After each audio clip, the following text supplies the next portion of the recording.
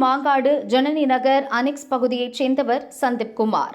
Lift தயாரிப்பு நிறுவனத்தில் பணிபுரிந்து வருகிறார். இவரது மனைவி பிரியதர்ஷினி அம்பத்தூரில் உள்ள சாப்ட்வேர் நிறுவனத்தில் வேலை செய்கிறார்.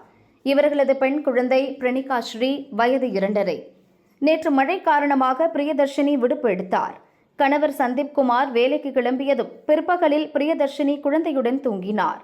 தாயின் பக்கத்தில் படுத்திருந்த குழந்தை பிரணிகா திடீரென கண் விழித்தது. கதவை திறந்து வெளியே விளையாட சென்றுள்ளது. திடீரென கண் விழித்த பிரியதர்ஷினி பக்கத்தில் படுத்திருந்த குழந்தை காணாமல் போனதை கண்டு அதிர்ச்சியடைந்தார்.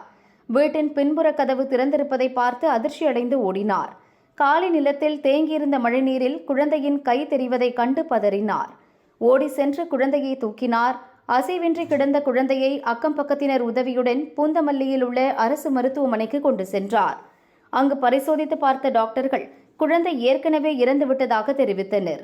குழந்தை இறந்த இடத்தில் உட்கார்ந்து தாய் பிரியதர்ஷினி கதறி அழுதது பார்ப்பவர்களை கண்கலங்க வைப்பதாக இருந்தது.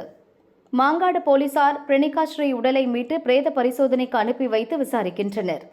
காலி நிலத்தில் தேங்கியிருந்த மழைநீரில் மூழ்கி 2.5 வயது குழந்தை இறந்த சம்பவம் மாங்காட்டில் சோகத்தை ஏற்படுத்தியுள்ளது.